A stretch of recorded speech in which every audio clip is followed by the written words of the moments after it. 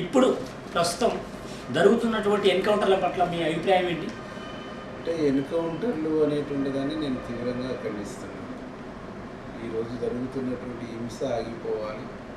ఆనాడు రాజశేఖర రెడ్డి గారు నక్సలైట్ల సమస్య అనేటువంటి శాంతి భద్రతల సమస్య కాదు, సామాజిక రాజకీయ ఆర్థిక సమస్య అని చెప్పేసి ఆ రోజు కాంగ్రెస్ పార్టీ భావించి చర్చలు జరపడం మూలంగా ఇలా తెలంగాణలో ఒక ప్రశాంతమైనటువంటి వాతావరణం కొనసాగుతుంది.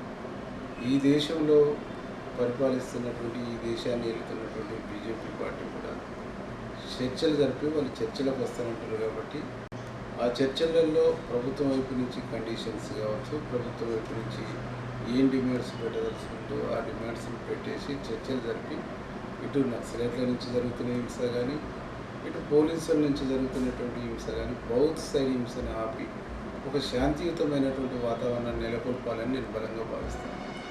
ఈరోజు జరుగుతున్నటువంటి ఆపరేషన్ కగార్ ఏదైతుందో ఇది ఒక దుర్మార్గమైనటువంటి యుద్ధంగా నేను భావిస్తాను, ఒక దుర్మార్గమైనటువంటి హింసగా నేను భావిస్తాను. ఈరోజు ఆ నక్సలైట్ ఉద్యమంలో ఉన్నటువంటి వాళ్ళందరూ కూడా చదువుకున్నటువంటి వాళ్ళు, సమాజాన్ని అధ్యయనం చేసినటువంటి వాళ్ళు, ఈ సమాజం మార్పు కోసం పనిచేస్తున్నటువంటి వాళ్ళు, పాటుపడుతున్నటువంటి వాళ్ళు.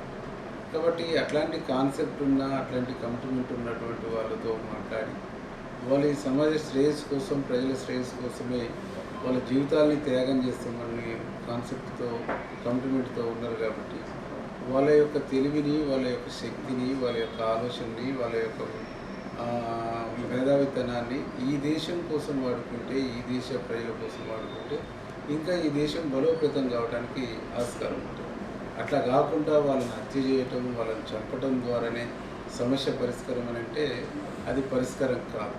ఇప్పటికీ దాదాపు 1969 నుంచి నేటి వరకు చూస్తాం, వందలాది మందిని చంపుకుంటూ వస్తాము, వందలాది మందిని హత్య చేసుకుంటూ వస్తాం. అయినా ఈ సమస్య పరిష్కారం కావట్లేదు.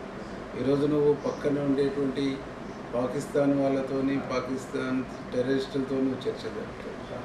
ఈ దేశంలో బుందేల్ఖండ్కి సంబంధించినటువంటి ఇష్యూ వచ్చినా, నాగాల్యాండ్ ఇష్యూ వచ్చినా అనేక ఏర్పాటువాద సంస్థలతో నువ్వు చర్చ జరుపుతావు. కానీ ఒక ఐడియాలజీ, ఒక సిద్ధాంతం కోసము, ఒక లక్ష్యం కోసం పనిచేస్తున్నటువంటి సంస్థలతోని చర్చలు జరపనటువంటి కాన్సెప్ట్ ఏదైతుందో అది తప్పు. ఈరోజు ఒక 2 రకాల చర్చ జరుగుతుంది ఇలా మేధావి వర్గంలో. ఇద్దరు గుజరాతీలు ఈ దేశాన్ని పరిపాలిస్తారు, ఇంకొక ఇద్దరు గుజరాతీలు ఈ దేశ సంపదను, ఈ దేశాన్ని సంబంధించినటువంటి సర్వస్వాన్ని కొనుగోలు చేస్తుంటారు, కొనుక్కుంటారు. వీళ్ళు దోషపెడతారు, వాళ్ళు దోసుకుంటారు అనేటువంటిదే ఉన్నది. అంటే ఇద్దరు గుజరాతీలు అంటే ఒకరు నరేంద్ర మోడీ, ఒకరు అమిత్ షా. వాళ్ళు ఈ దేశాన్ని ఏలుతూ ఈ దేశ సంపదను మొత్తం కూడా మరో ఇద్దరు గుజరాత్ వ్యాపారస్తులకు దారదత్తం చేస్తారు. ఈ నలుగురు కోసమే ఈ హింస, ఈ నలుగురు కోసమే ఈ ఆపరేషన్ కగారు, ఈ నలుగురు కోసమే ఈ హత్యలు, ఈ నలుగురు కోసమే ఈ ఎన్కౌంటర్లు అని చెప్పేసి నేను భావిస్తాను. కాబట్టి ఇది మారాలి.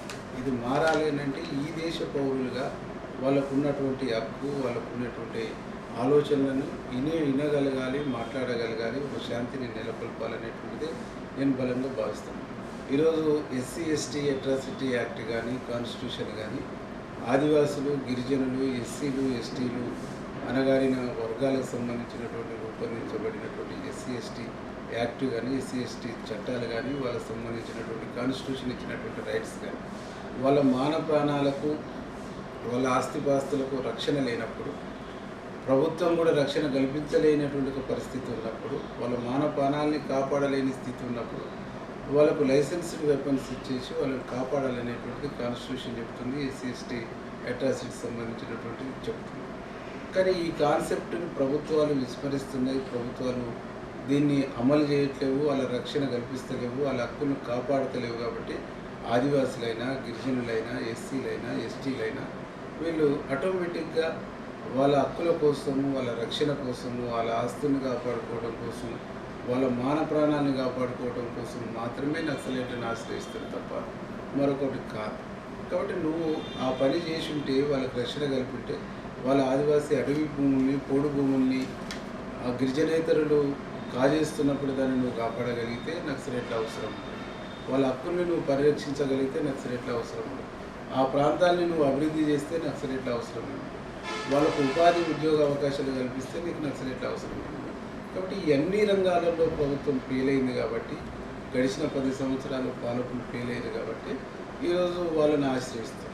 కాబట్టి నీ ఫెయిల్యూర్స్ని వెలికి తీసేసి ప్రజలకు మంచి చేసేటువంటి ప్రయత్నం చేయాలి తప్ప ఈ చంపడం ద్వారా పరిష్కారం కాదు అనేది నాకు ఉన్నటువంటి అభిప్రాయం.